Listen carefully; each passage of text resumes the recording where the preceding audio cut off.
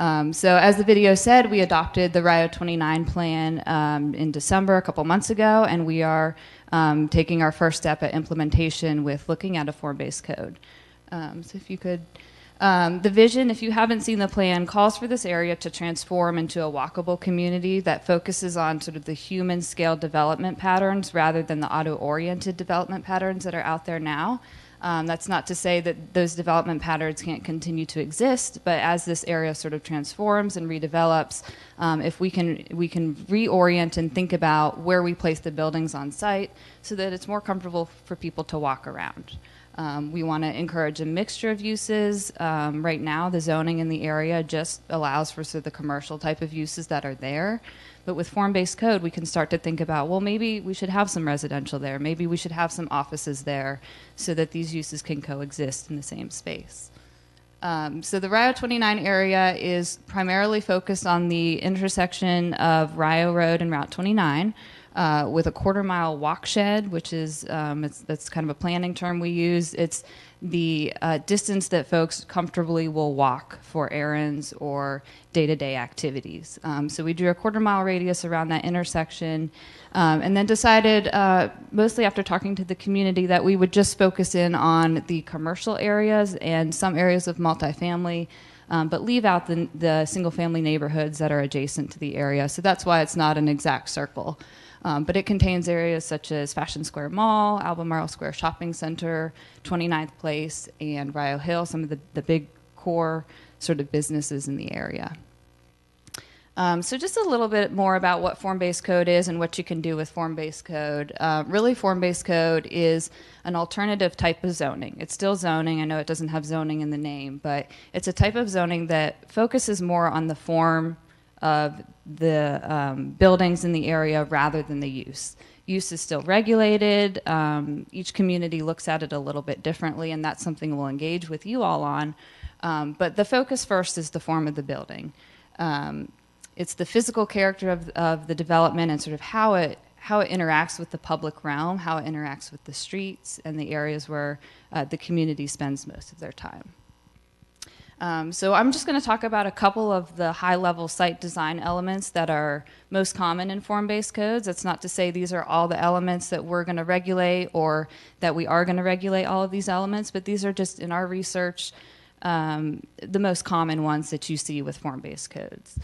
So the first is building location. Those of you who have been to the RIO 29 area know that right now the buildings are located far away from the streets, set back with parking in the front. A lot of form-based codes kind of flip that around and call for buildings to be located closer to the street so that it's more comfortable and convenient for pedestrians to access it. Also talks about area bulk regulations, and another term for this is massing, you might have heard, and this is essentially how big is the building. So how tall is it? How wide is it? And again, form-based code sort of focuses on the relationship of the building to the street. So we might not care that your building is shaped funny in the back, but we want a nice street frontage along that sidewalk to provide for a vibrant streetscape. Next is streets. So the RIO 29 area right now doesn't have a really robust street network. It's mainly two busy roadways converging and then parking lots and travel ways within parking lots. With a form-based code, you can start to establish where the street network should be, where the street location should be, sizes of blocks, and then you can look at elements along the street. So how wide your sidewalk is, street furniture, street lighting, things like that, to make it more of a comfortable environment.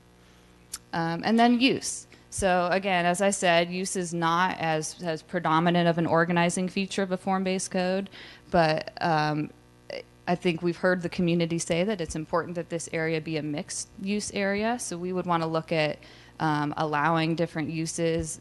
Right now it's a single-use area, but we would look at maybe opening up the different types of uses that are allowed here. Another thing you see with use is the ground story uses. A lot of places will regulate the ground story and say that commercial or resident or retail is a required use on the ground story to get that active street front. Parking is another big one with form-based code, and it's a couple different things with parking. It's the location of parking. A lot of communities are trying to get the parking off the street frontage and behind buildings or in structured parking. And it's also numbers of parking spaces. Right now, Albemarle County regulates the minimum number of parking spaces per each development. We do have a max cap. Communities are starting to regulate maximum numbers of parking spaces per development rather than minimums. That's kind of a new thing, and that's something we'll explore with this project to see what the community and the stakeholders want to see. Again, the location of parking will be important as well.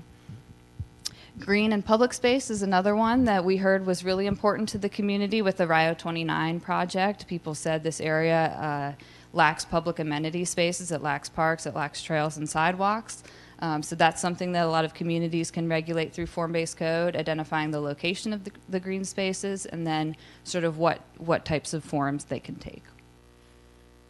Architecture is sort of a whole set of topics within itself, but with form-based code, communities can get very specific about architecture and talk about materials and styles, but some just go basic and talk about things like facade breaks and windows and transparency. So there's sort of a spectrum you can do with architecture, and that's something we'll be exploring with you all, sort of where our comfort level is with regulating architecture. Remember, we're on 2 entrance corridors, so that's something that will come into play with the form-based code for Rio 29. And then lastly, affordable housing. This is something that is typically regulated through incentives and bonuses. That's how our current code does it, and we could explore doing something similar with the form-based code for Rio. If a developer wants to provide a certain percentage of affordable housing on their development, they can get a density bonus or a height bonus for doing so, and that's a way that you can use zoning to incentivize developers to do affordable housing. We can't just require flat out a percentage of form-based housing because of the state code regulations, but we can provide those incentives with the code and zoning to do affordable housing.